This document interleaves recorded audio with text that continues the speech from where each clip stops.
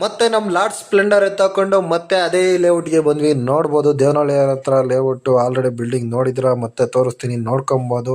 Same building. ನಾನು ಏನೇನು ಕೆಲಸ ಮಾಡಿದ್ವಿ ಅಂತ ತೋರ್ಸಕ್ಕಾಗಿಲ್ಲ, ಬರೀ ಎಕ್ಸ್ಪ್ಲೈನ್ ಮಾಡೋಕ್ಕಾಗಿತ್ತು. ಇವತ್ತು ಏನೇನು ಕೆಲಸ ಆಗಿದೆ ನೆನ್ನೆ ಅಂತ ತೋರಿಸ್ತೀನಿ. ನೋಡ್ಬೋದು ಅಲ್ಲಿಂದ ಅಲ್ಲಿಗೆ ಲಿಂಕ್ ಮಾಡ್ಬೇಕಾಯ್ತಲ್ಲ, ಅಲ್ಲಿ ಕಟಿಂಗ್ ಮಾಡಿಬಿಟ್ಟು ಚಿಪ್ಪಿಂಗ್ ಮಾಡಿ ಹಾಗೆ ಫ್ಲೆಕ್ಸಿಬಲ್ ಹಾಕಿ ಕುಣಿಸಿದ್ದಾರೆ. ಹೊಸ ಐಡಿಯಾ ಹುಡುಕ್ಬಿಟ್ಟು ಮಳೆ ಅಥವಾ ನೈಲ್ಸ್ ಆಗಲಿ ಬೈಂಡಿಂಗ್ ವೈರ್ ಆಗಲಿ ಯೂಸ್ ಮಾಡ್ದಲೆ ಅದ್ರಲ್ಲಿ ಏನ್ ಚಿಪ್ಪಿಂಗ್ ಮಾಡಿರೋ ಪೀಸ್ ಬಿದ್ದಿರುತ್ತೆ ಅದರಲ್ಲೇ ಹೊಡೆದ್ಬಿಟ್ಟು ಹಾಗೆ ನೀಟಾಗಿ ಕುಣಿಸಿದ್ದಾರೆ.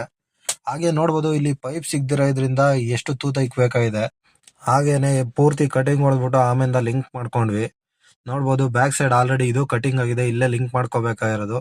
ಪೂರ್ತಿ ಹಂಗಂತಾನೆ ಹೇಳ್ಬಿಟ್ಟು ನಾವು ಟ್ಯೂಬ್ ಲೆವೆಲ್ ಪೈಪ್ ಹಾಕೊಂಡು ಒಂಚೂರು ಹಂಗೇನೆ ಸೇಮ್ ಅದೇ ಮೆಥಡ್ ಯೂಸ್ ಮಾಡಿ ಮಳೆ ಏನು ಯೂಸ್ ಮಾಡ್ದಲೆ ಪೀಸ್ಗಳನ್ನ ಹೊಡೆದ್ಬಿಟ್ಟು ಟ್ಯೂಬ್ ಲೆವೆಲ್ ಪೈಪ್ ನ ಕುಣಿಸಿದ್ವಿ. ಹಾಗೆ ನೋಡ್ಬೋದು ಮೇಲ್ಗಡೆ ಆಲ್ರೆಡಿ ಪೂರ್ತಿ ಸ್ವಿಚ್ ಪ್ಲೇಟ್ ಹಾಕೋದು ಕಂಪ್ಲೀಟ್ ಆಗಿದೆ, ಇನ್ಕ್ಲೂಡಿಂಗ್ ಸ್ಕ್ರೂಸ್ ಕೂಡ ಹಾಕಿದೆ ಆಲ್ರೆಡಿ. ಹಂಗೆ ಹಳೆ ವಿಡಿಯೋದಲ್ಲಿ ಹೇಳ್ದಂಗೆನೆ ಯಾಕೆ ಮೇನ್ ಬಾಕ್ಸಸ್ ನ ಕಟ್ ಮಾಡಿ ಕುಂಡಿಸ್ಬೇಕು ಅಂದ್ರೆ ಇದೇ ಕಾರಣಕ್ಕೆ. ನೋಡ್ಬೋದು ಪ್ಲೇಟ್ಗಳು ಎಷ್ಟು ನೀಟಾಗಿ ಕೂತಿದೆ ಅಂತ, ಇಲ್ಲಾಂದ್ರೆ ಗ್ಯಾಪ್ ಬಂದ್ಬಿಡುತ್ತೆ. ಹಾಗೆ ಅಂತಾನೆ ಕೆಲಸ ಮುಗಿಸ್ಕೊಂಡು ನಾನು ಊರ್ ಕಡೆ ಹೊಟ್ಟೆ, ಒಂಚೂರು ಇಂಪಾರ್ಟೆಂಟ್ ಕೆಲಸ ಇದ್ದಿದ್ರಿಂದ